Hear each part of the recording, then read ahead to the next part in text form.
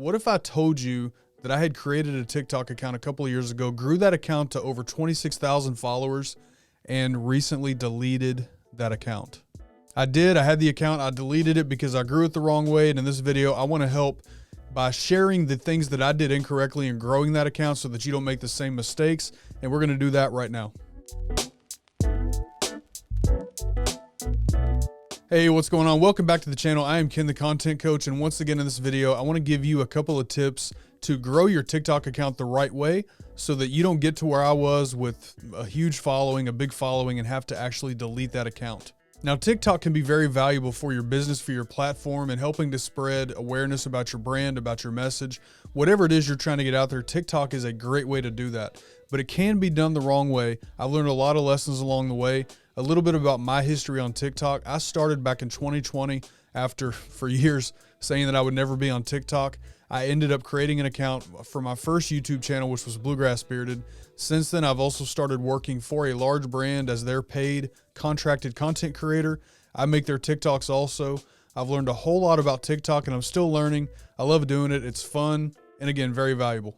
So just to make sure you heard me right, yes, I did delete an account at 26,000 followers and I'm working on rebuilding a brand new account the right way. If you want to follow that along and just see how that happens for me, how I do, in the description will be the link to my TikTok account.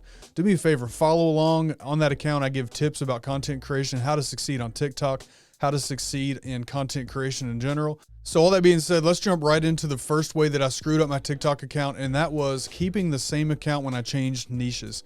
Now, niching on TikTok is very important. When you start to develop and establish what your niche is, what your platform is on TikTok, the way the algorithm works, you are basically arranged into a niche on TikTok, and you'll start to see a lot of the same types of accounts.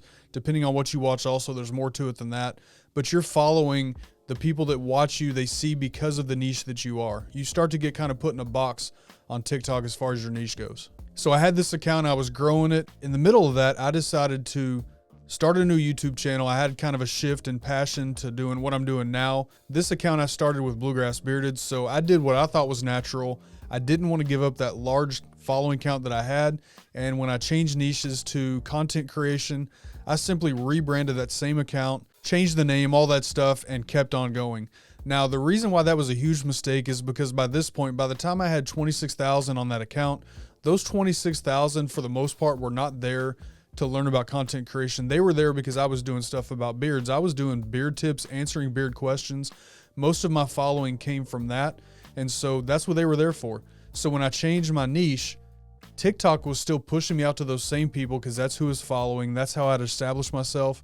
Now that I've changed, that following did not really care about the content that I was putting out. Now, what I really should have done was to do what I'm doing right now, and that is create a brand new account, start over, establish myself in the niche that I'm trying to establish myself. When I created, or when I rebranded, when I changed everything on that account, the growth was a dead stop. Now, this goes right along with content creation in general. You have to know who your audience is.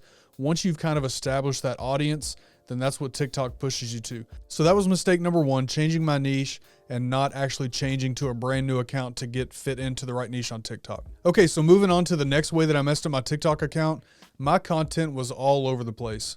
Once I went through that rebrand and I kind of changed my account to try to fit into this content creation niche, growth stopped, following stopped, I was not getting views, nothing was working. The way that I responded to that, I got desperate. I started just responding to any current trend that was out there, any trending sound, any trending video, anything that was going on, I was trying to just do that. It had nothing to do with not only the first niche that my account was designed to reach, it literally had nothing to do with what I was trying to do now either. All I was trying to do at this point was get eyes on my account, get a following, get views, get likes.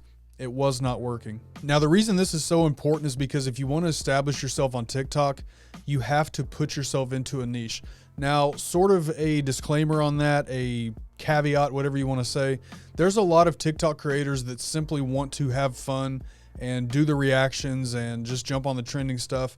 And there's absolutely nothing wrong with that. If your platform is not really built around a brand or a niche, if you're not trying to reach specific, you're just trying to have a good time, spread positivity, love, all that good stuff, then there's absolutely nothing wrong with that. You're going to find your audience.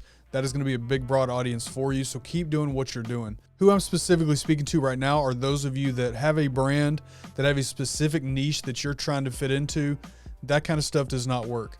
So when it comes to trending sounds, when it comes to current trends on TikTok, it's okay to jump on those, but you have to find a way to fit those into your actual niche. So I'll share a couple of videos here, some ways that I've done that, and you can see how I'll take some trends that really, they sound like they have nothing to do with content creation, but I have fit them into a box so that the trend itself, the content that I'm putting out, it does still fit into that.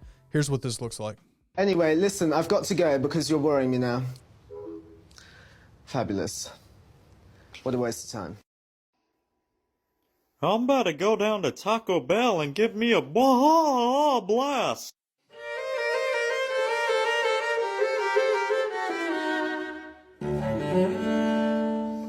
So this is the right way to do the trending stuff. If you want to be able to jump on trending sounds and other videos that are trending, you have to tailor it to your niche.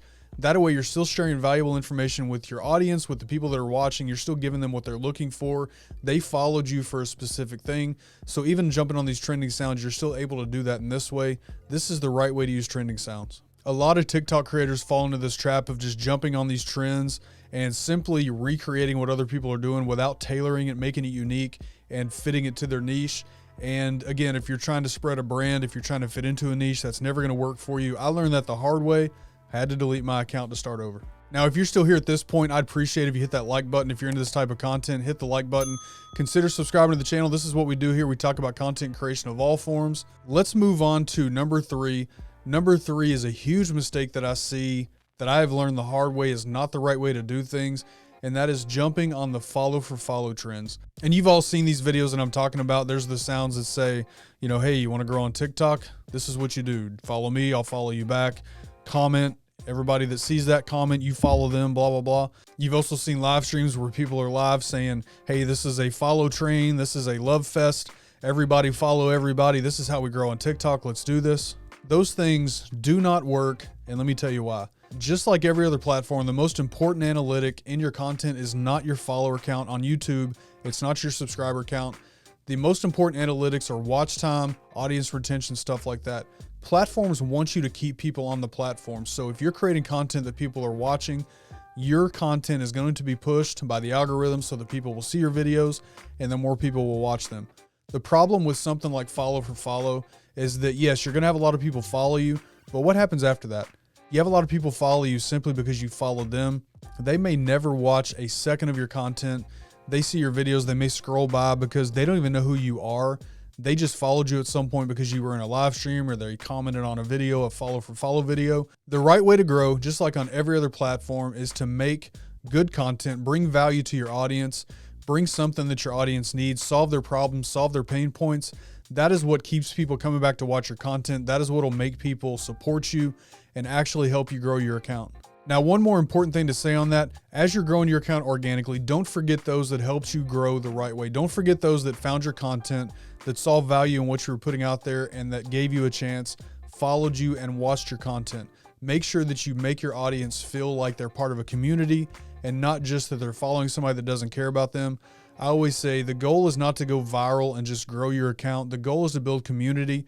When you give back to people, you make them feel like they're part of your platform. That's how you grow a community. I can promise you, you will see your investment return tenfold if you create community instead of just trying to go viral. Now, I am definitely not one of the leading TikTok experts on YouTube. You guys have seen those. I follow and subscribe to some of those guys. They are brilliant at what they do, but I did not want that to stop me from putting out what I've learned and what I know so far. Even though this is my first TikTok video on this channel, it is a form of content creation. It's a form of content creation that I love. And so I was not going to allow imposter syndrome to stop me from putting out a video that I think can be helpful to some of you who are trying to grow your TikTok accounts. And I would give you the same advice. If there's something that you want to talk about, don't let imposter syndrome stop you from doing that. And if you want to know more about imposter syndrome, check out the video that'll pop up on screen here. Hopefully that will help you understand imposter syndrome. Don't be afraid to put out content that you don't think you're an expert on. If you've learned something, you're able to talk about it. Put it out. Maybe it'll help somebody. All that being said, thank you so much for watching this one. I hope this helps you. Remember, take care of yourselves, take care of each other. Just hit record. We'll see you with the next video.